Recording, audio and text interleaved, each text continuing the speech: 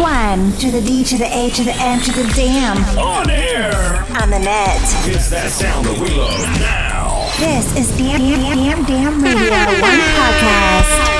Yeah, hey guys, this is Damn Radio 1. Today's date is May 24, 2023, and it's a Tuesday. Sorry, Wednesday or Tuesday? It's Wednesday. It's Wednesday. Hello guys, this is Damn Radio 1. I'm with my delectable Pati, who has been very instrumental to the success of this particular podcast. How are you, Pati? I'm doing wonderful. So what's happening in your life? Well, it's been, I think, 8 months now since I was last on the pod. So, I guess a lot of updates, but, you know, smoothing into my role, getting comfortable, done a few podcasts here and there. Not this one, I'm sorry. I've been all over. Most recently, I guess, to not talk about boring Lost stuff, I've been playing the new Zelda that came out on the Nintendo Switch, Tears of the Kingdom. Awesome game. I think the Zelda community has been waiting for it for like 5 years. It was supposed to come out last year and it didn't, so that was like a big loss for the Zelda community, but they worked hard on it and it definitely shows. So been unwinding with that in my free time, so I've been having a lot of fun and passing time with that. It's like one of those games where you wake up and you're like, okay, I gotta go to work, but I can't wait to go home so I can play. So whenever you're playing this game, you're like, you know, raising your hand and then throwing your hand and dancing or something like that? No, I mean, people sometimes play with the joysticks on the Switch, which I think is a better way to play it, but I actually just play with like a one control, so I'm like hunched over with the control.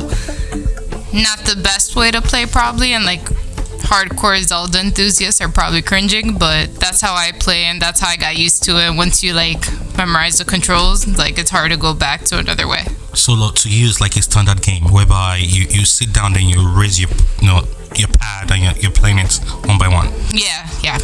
Oh, so cool. So apart from this particular game you mentioned, I've forgotten the name. What else do you have? Ooh, let's see. Soccer. Do you have soccer? Do I have what? Soccer, not really. I mean, I watched the World Cup when it was going on. I went to a bar and watched the game. Had to go for Argentina, of course. But other than that, no, I don't really follow soccer. Sorry, friends. Basketball, soccer. I can always enjoy a good sports game, but it's not like my passion to follow any of that. Like I rather spend my energy elsewhere. Oh, that's nice. Oh, do you want to suggest before you do that? You came to my office in New York some time ago, and then you dropped a voice note. Can you still remember? I dropped a voice note? Yeah. Should I play for you? I can help you. No, that was here. No, it was in New York. It was in New York. Okay, yeah. Play it because I don't remember. So, ladies and gentlemen, this was Pati's voice sometime in January. Hi, this is Pati, and you're listening to Damn Radio 1. Can you remember now? I do.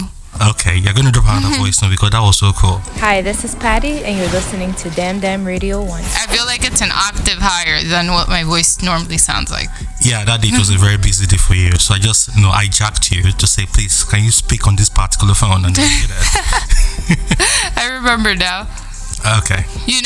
So when I first came on this pod, I did like a little rap, and apparently a few people from Lowenstein heard it, and they've been not teasing me, but they're like, oh my god, Pati, I heard your rap. I've listened to it like 5 times. I couldn't bring myself to listen to it again, so I thought that's what you were referring to. Oh, did you listen to it? No, I couldn't. And don't play it, because I can't hear it.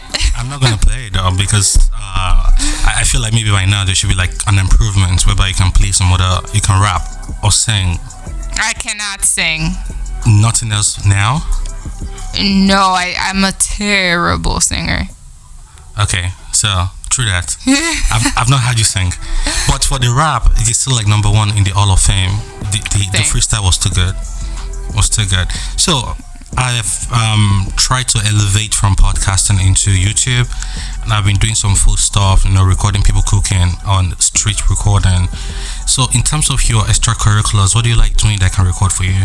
So I like cooking. I think last time I mentioned I do a lot of wood fire cooking. I still do that. I did buy something called like a hachina, which is like this wooden box, and you put charcoal on top and you like cook in an enclosed thing. It's supposed to like mimic the Cuban way of cooking, like the old school Cuban way of cooking, where you dig a hole into the ground and then you put a pig inside and you like put charcoal inside. But anyways, for Thanksgiving we did like a hachina, and we did a full pig, and we did 2 chickens. It was crazy. I had like 30 people at my house for Thanksgiving, including some family friends from Australia who were living here in New York City, but they recently moved back to Australia. Miss them a lot. They have 5 kids who spent some of the summer with me. They're all wonderful kids. I'm like, it's probably because they're Australian, because they just don't make kids like that in America. You have the Australian accent. Can you say that? Oh no. You can try it. I'm not good at accents. No, you know what?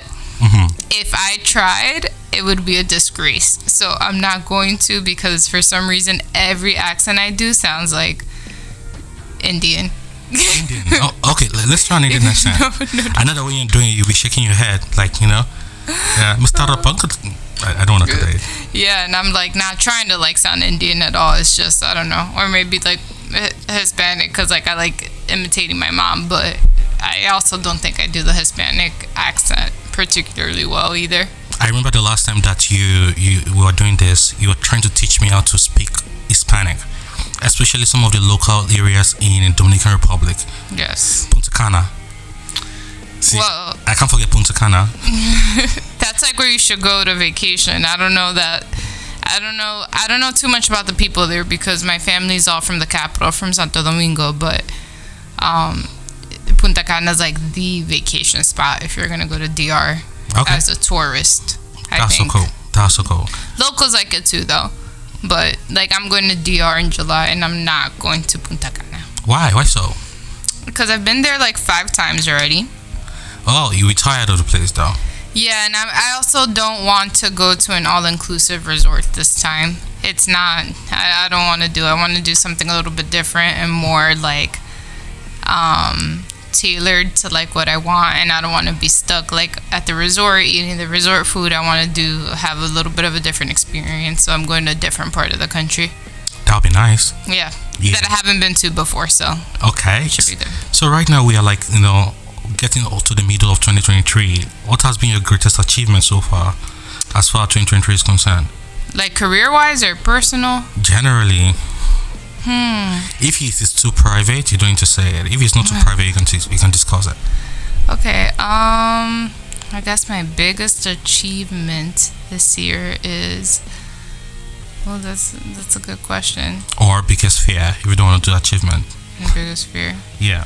No, my biggest achievement is like getting to a good place financially. I think like in January I went on my first like kind of luxurious vacation. It was only to Miami, but like I stayed somewhere really, really nice, and I went to some of the best restaurants there.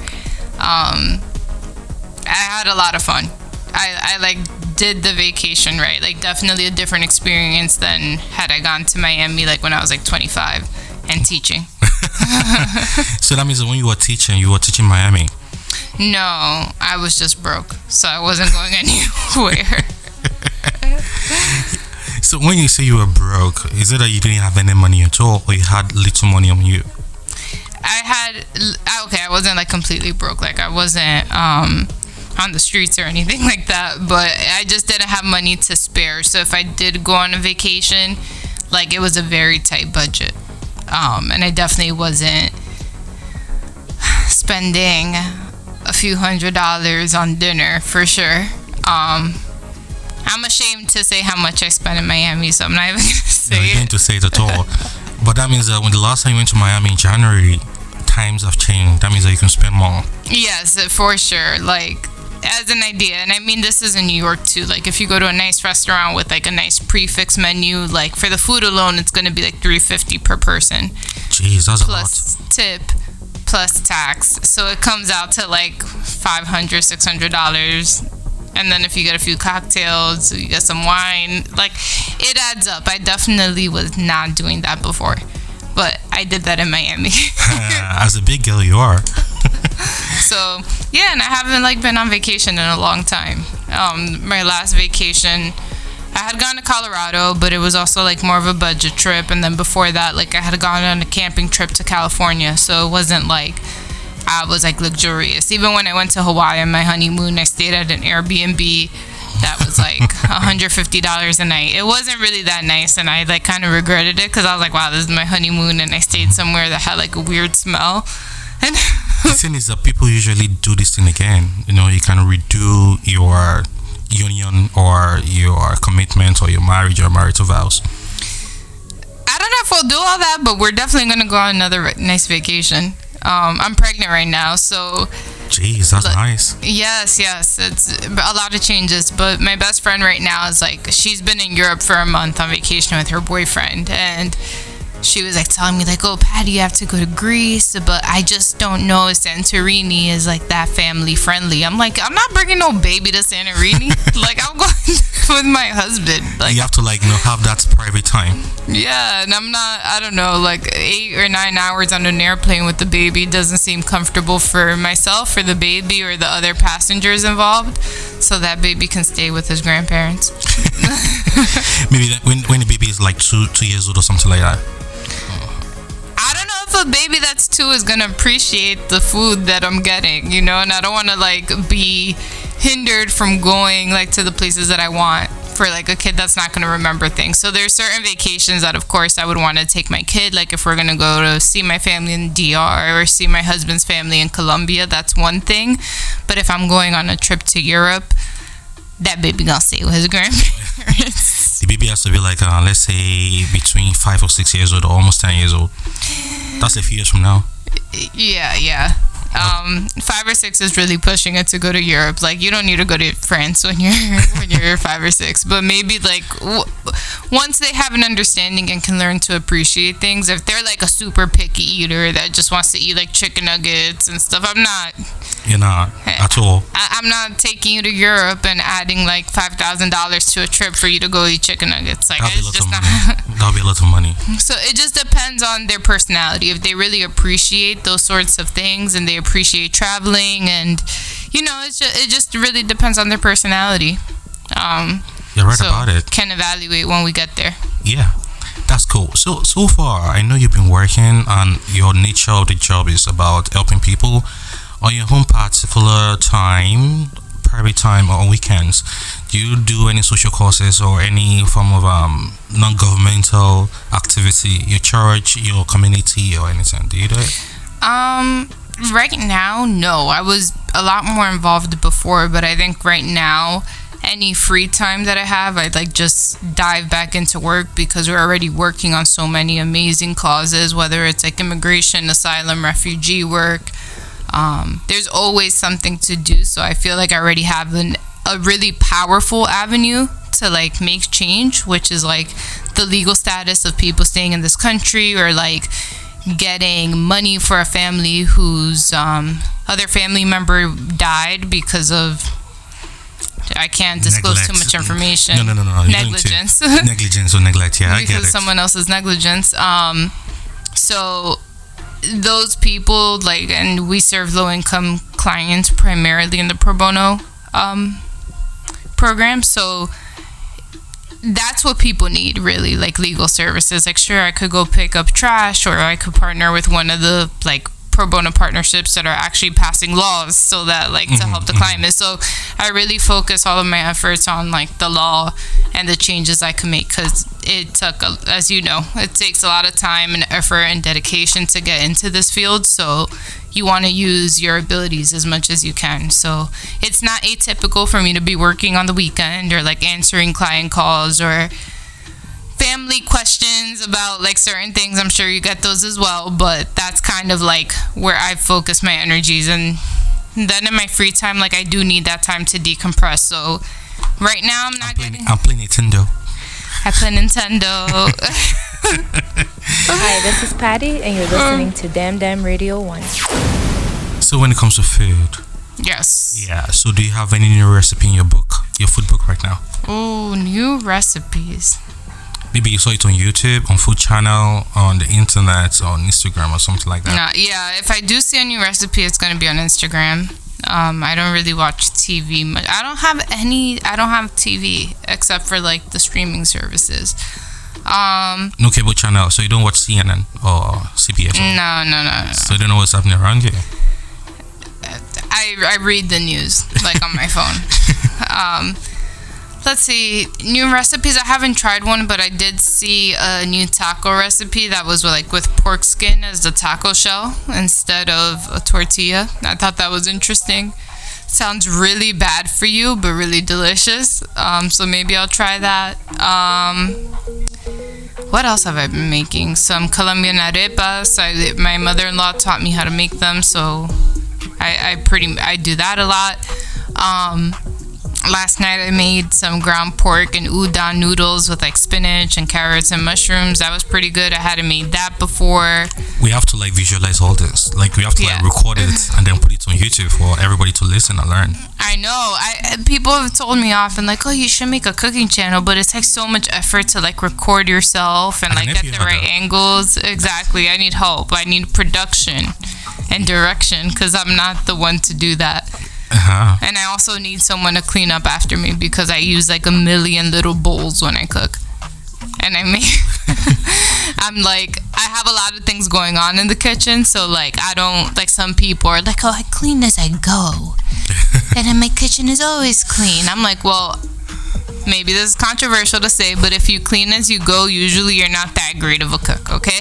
And this is why, because usually if you like to cook complex things because you enjoy cooking and you have a lot of layers to your meal, there's a lot of things that you have to pay attention to and timing with like all your different stuff, and you just don't have time to like clean up after every step. So if you have time to do that, then you don't care if something's burning or like reducing too much or or like if I don't know, something is going to be timed right. Like your chicken's going to be cold and your rice is going to be hot and then you have to reheat something. Like that's just not the way I work. I like everything to come together as a meal and it requires a lot of timing. And seconds matter in cooking. Like 3 seconds you could burn your garlic and it tastes horrible. So that means that when you're cooking you don't like watch something on your iPad or your phone, because I do it when I'm cooking to get distracted a little bit, because when I'm cooking for like a longer time I get tired. Do you do that? Do you watch anything when you're cooking? I watch trash TV, like stuff that you don't really have to pay attention to. So I have my laptop and like I'll put like, I don't watch reality TV except for when I'm cooking. Like I'll put on a reality show that's really stupid, and I would like, mostly I'm not watching it, I'm like listening to it. So that the house is not too quiet. Yeah. And I'm not paying close attention to it either, so I'm still doing stuff. If I do, like, I don't want people to get the impression that I'm like a dirty good cook or like my kitchen's really dirty. It's not that. It's just there's a lot of little bowls out. So when you say little bowls, like if you want to count them, how many bowls are there? 10, 20? Yeah, I would say more like 10. Like I chop up on my stuff. Everything goes in a little bowl. If I like know I'm gonna use something at the same time, then I'll put that together. But like I'll put my garlic in a little bowl and like my cilantro in a little bowl and things like that. So there's just like a lot of little things around. Okay, I get it. So when it comes to summer, do you have, I know I'm taking your time, don't worry, we're gonna be done. It's okay. So like, May, June, July, so what summer plans do you have and how are you executing it? May's almost done, so what do I have planned? And on Monday I'm going to Brooklyn for a rooftop barbecue at my friend's house. Then I'm not doing anything the rest. Then it's gonna start picking up. Like June, I have like a lot of events. My friend's having a baby, so we have a baby shower. I'm dog sitting for my other friend. Nice. Who's going to Jamaica. What's the name of your dog or of the dog? You have a dog too? I have 2 dogs. Jeez. My older dog is Miko. He's a silver golden doodle. That's like my boy. He's 2 years old. That's my first dog, and I never understood how people love their pets so much until I got Miko. He's a sweetheart. And then I have his half sister, Jojo, and she's a merle. She's called a blue merle golden doodle. She's like spotted gray and black. She's really cute. She's a handful. She's bad. Do they fight each other or they love each other? They love each other. They like play fight all day, but they really do love each other. And then the dog that I'm dog sitting is also a golden doodle, but he's like golden. He's actually golden, and his name is Reese, and he's adorable, and I love having him around. That's good. So the three dogs play together. Yeah. And I'm very sure as summer is approaching or is already here, they play on the grass, on the field, they walk, Yeah. they run around. That's good. I mentioned it before. I have 3 acres of land, so I have a huge backyard. So the dogs just go crazy and they run around.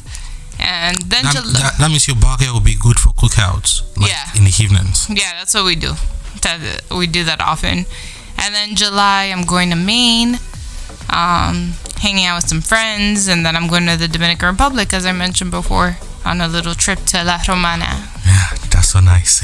Hi, this is Patty, and you're listening to Damn Damn Radio 1.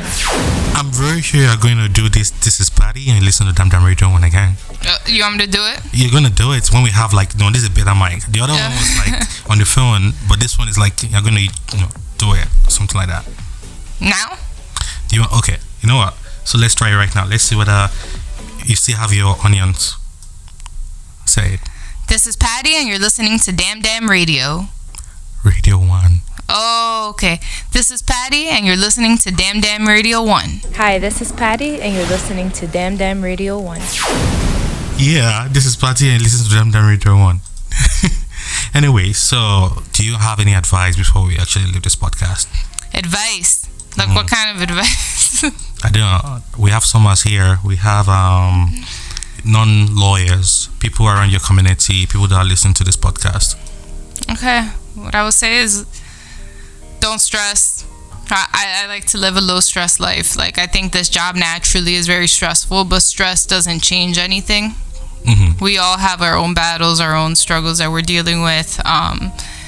Earlier this year, I was like extremely depressed, like for a lot of reasons. Like, and I'm like pretty open about it. When I first found out I was pregnant, I was extremely depressed. Like, people talk a lot about like postpartum depression, but people don't talk about prepartum depression, like when you're actually in it. But I was like super depressed. I couldn't believe I was pregnant. It's not something I expected or like really wanted at this moment. So, and like, it's like one of those things where you tell people you're pregnant, they're like, oh my God, congratulations. But like inside, I felt like I was dying. It was just not a good experience. Now I'm actually a lot happier, and I realized once, I was also feeling extremely sick when I first got pregnant. But like once I let the stress go and just dealt with things, then the stress like made like life absent the stress was so much better. All my pregnancy symptoms went away. Like life started to be a lot better. So I'll say we all have things that we're dealing with. Worry and stress doesn't change the reality of your situation. So you got to do what you can to fight through it, whether that's going to therapy, whether that's using a friend as therapy, although, respect their mental health also. You don't want to just dump on people over and over. But take care of yourselves, and it's also good therapy to help other people. I think that's an important thing, and to be there for others also. So that's my biggest word of advice. Which is very good, because just like a little question out of that question, which is, when was that moment when you came out of that depression? Was it a major decision for you, or it just happened naturally? It wasn't like a major decision. I was going through a lot. My husband had gotten into a really good PhD program, and he was really upset that he wouldn't be able to go. So it was causing a lot of stress for us, like just the huge life change that we weren't expecting. But I really leaned in on like my friends and my family. I think I lost some friends, a couple, like throughout like the process. But like forever, they're not coming back as your friends? You know what? I don't know, but I think when you go through really big things in life, and I think pregnancy is one of those big things, you realize who's there for you and who's not. And I'm not a person, like I can not talk to someone for months and like pick up and it's right how it used to be, but I I think some people get afraid of change and what that means for your commitment with them, and they're not really there to support you. So I think I lost some friends as a result, but then some other friendships really blossomed, and people checked in on me, like, who knew that I wasn't doing well. And my sister-in-law came over one day. She's a nurse, and she gave me an IV and like hydrated me, which also helped. I was like, does dehydration cause depression? Because like, honestly, after the IV I felt a lot better. But I, like, at one point I was talking to 3 therapists, so I really just like took a lot of time. I was very open about how I was feeling, so I wasn't like in this silo. And I think through that I was able to like kind of come out of it and start seeing the positive. And having people reassure you that things are going to be okay, or talking to people with similar experiences, can really help you put things into perspective. Like, I was so depressed, like I was the only person who ever gave birth in this world. Like, I was like, nobody understands. But a lot of people understand. That's how we all got here. So. That's true. That's so cool. I've taken some lessons from it. It's just that it's so easy not to notice, because everybody that sees you will just feel like you're fine. Meanwhile, you know what is bothering you in your inside. So I understand perfectly what it means. Yeah. And, you know, winter's also a lonely time, where it's like, it's dark all the time. You go to work, it's dark. You get out of work, it's dark. You don't have windows in your office. You're like, is this my life? It's the darkness. Yeah, I can feel it. So, this is not to put you on the spot, but I didn't know you're not doing well. But I was reaching out once in a while. I would just, drop at you to say, hope you're good, and then you say, oh, you're fine. Never knew that you are going through a lot of stuff like this. Yeah. So how do you want to communicate with some of your friends that are not aware that you're going through stuff? Oof. You know, it really depends. Like, I wasn't going to tell someone over, like, a work message. Like, hey, like, you know, someone's like, hey, how you doing in the hallway? I'm not going to be like, I'm fucking horrible. So, like, definitely, like, when it was the right moment at the right time, I definitely did communicate that to people. But I think people are more willing and care more about you than you think, and you just have to let them in, and that's just a pathway for them to also open up to you. It's not like, but also be like wise. Like, if there's someone who's like not that like emotionally intelligent, maybe that's not the person you should go share like your fears and depression with, like someone who's really dry. So, like, if you have a natural connection with someone and you feel like someone could be a good friend to you, and they've shown to you that they're caring, and you're like working with them in some capacity, like, I think that's okay to share. Some people like to keep their professional and personal lives very separate, and I'm in favor for that. But I also have work friends, and I realize that that's a natural way that I connect with people and that I make new friends. So the friends that I've made through work, like, I did share that with. It wasn't like a whole bunch of people, but I definitely shared that with a few. Yeah, that's so cool. So party. So thank you so much for this, and it's been so awesome. I really enjoyed this conversation. This will be like episodio in a way, because it seems like every now and then there's something going on with you. Positives, no negatives, because whatever happens, you always come out of it alive. So I'm rooting for you. Thank you. I'm not your husband, but throughout the pregnancy journey, you're going to be like, looked out for, prayed for. Everything's going to be all right. Thank you. I appreciate that. Yeah. Do you want to make a shout out before we leave here? I give a shout out to my husband David, my dogs Miko and Jojo. Just like if they hear their names, they'll know I gave them a shout out. So when I play this for them, they'll know. Yeah. Hi, this is Patty, and you're listening to Damn Damn Radio 1. So finally, you are not rapping. You're not rapping. How about a haiku? What's that? It's a poem that's 5 syllables and 7 syllables and 5 syllables. So should I kill the music for that? Should I kill the music? Sure. Okay, this is the number you don't want. Shh. Thanks for having me.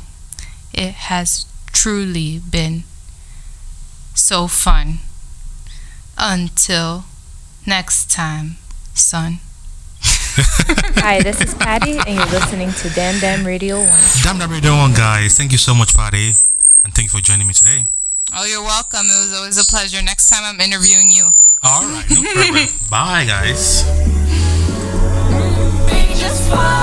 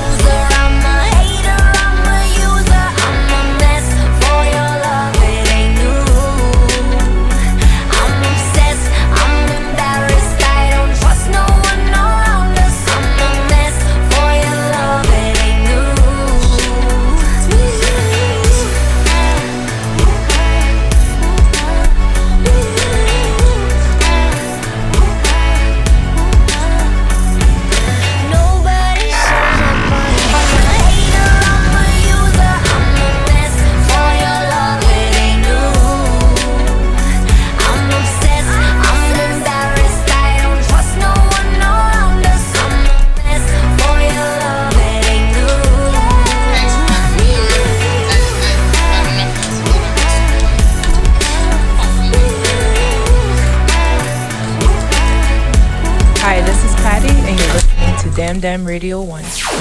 Mixes from DJ Dammy Dat will come your way next time. Connect with dammydat@gmail.com and @DamDam on Twitter. This is DJ Dammy Dat Mix Show.